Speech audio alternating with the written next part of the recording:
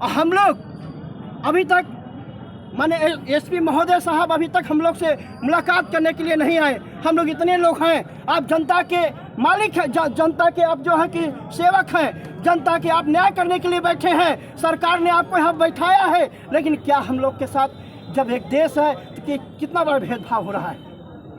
सिर्फ इलेक्शन के समय सब लोग वोट लेने के लिए आते हैं, न्याय करने की बात आती है, आज सारे नेता सब अपराधियों को संरक्षण दे रहे हैं। ऐसा बताइए क्यों हो रहा है?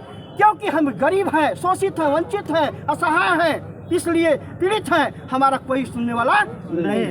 हर बार आप वोट का जिक्र कर रहे हैं। आपके समाज के सबसे बड़े नेता हैं संजय निषाद, उनका तो किसी तरीके का सहयोग नहीं मिल रहा है। बहन से बातचीत करते तो वो कहते हैं कि हमें गालियां मिल रही हैं, हम कहाँ से सहयोग करेंगे। देखिए, कोई उनको गाली नहीं दे रहा है, वो समाज के गॉडफादर हैं, उनकी पहली प्राथमिकता बनती है घर पे आने के लिए, लेकिन एक फ़ोन तक नहीं किए हैं। ये हमारे समाज का सबसे बड़ा दुर्भाग्य है, लेकिन समाज उनको माना जाना शासन सत्ता तक पहुंचाया।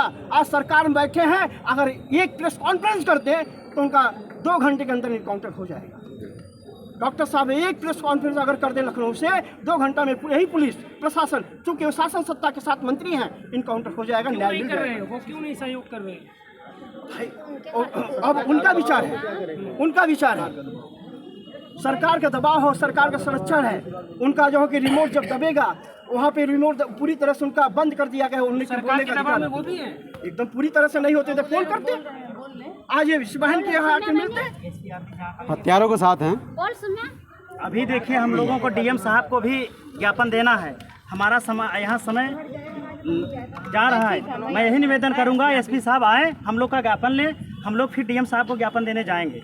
अभी जैसा कि आप लोग जानते हैं कि अभी आपने कहा सवाल डॉक्टर संजय निषाद, वो कहते हैं कि हमारे 4 बेटे हैं, मैं हूँ इसलिए उनको सम्मिलित किया हूँ। कहीं कुछ बात होती है, सबसे पहले मेरे बेटे शहीद हो, उनके बेटे कहाँ गुम हो गए हैं? वो जगह जगह घूमकर रैलियाँ कर रहे हैं, मीटिंग कर रहे हैं, उनको उसका समय है। लेकिन जौनपुर में बहन सौम्या के आंसू पोंछने और इसका दुख दर्द न्याय की लड़ाई लड़ने के लिए यहाँ उनको समय नहीं मिला। साथियों, मैं यही चाहूँगा आप लोग ऐसे हम लोग के साथ देते रहें, और ये आवाज़ अब दबने वाली नहीं है।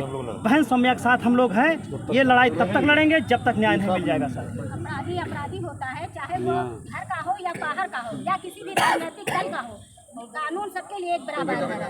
इसलिए हमारी प्रशासन से या प्रदेश सरकार से मांग है कि जो दोषी है उसके ऊपर कड़ी से कार्रवाई की जाए, ताकि इस तरह एक आजाद बिन मारा गया है, कल को कोई दूसरा आजाद बिन ना मारा जाए। इसके लिए हमारा पीड़ित समाज हमेशा के लिए तत्पर रहेगा, धरना प्रदर्शन करेगा। और यहाँ ही नहीं, पूरे जिले के हर मुख्यालय पे कार्रवाई होगी।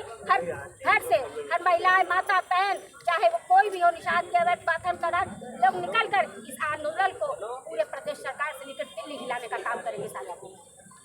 जैसा कि साथियों मैं बताना चाहूँगा, अभी हम लोग घर से निकल रहे थे, एसएचओ साहब को तुरंत पता हो गया, अपना गाड़ी लेकर पहुंच गए।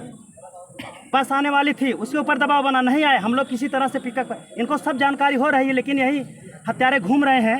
19 दिन हो गया, इनको मिल नहीं रहा है। मैं इसके हिसाब से निवेदन करूंगा, जल्द से जल्द आए, हम लोग का ज्ञापन लें, हम लोग को डीएम साहब के पास जाना। हम बस इतना कहना चाह रहे हैं कि अगर हमें मुख्यमंत्री आदित्य योगीनाथ जी देख रहे हैं तो कृपया हमें बुलाएं अपने पास। हमको उनसे अपने दुख और दर्द बांटना है, क्योंकि उनकी प्रशासन हमको जाने नहीं दे रही है। तो हम बस उन्हीं से निवेदन करना चाहते हैं कि हमको बुलाएं, और हम अपना दुख और पीड़ा उनसे बताना चाहते हैं, और उनकी प्रशासन यहाँ पे हमारे साथ क्या कर रही है हम वो बताना चाहते हैं। क्योंकि अभी तक तो जब से हम एसपी साहब को बुला रहे हैं, क्यों नहीं आए? क्या बात है? Thank you.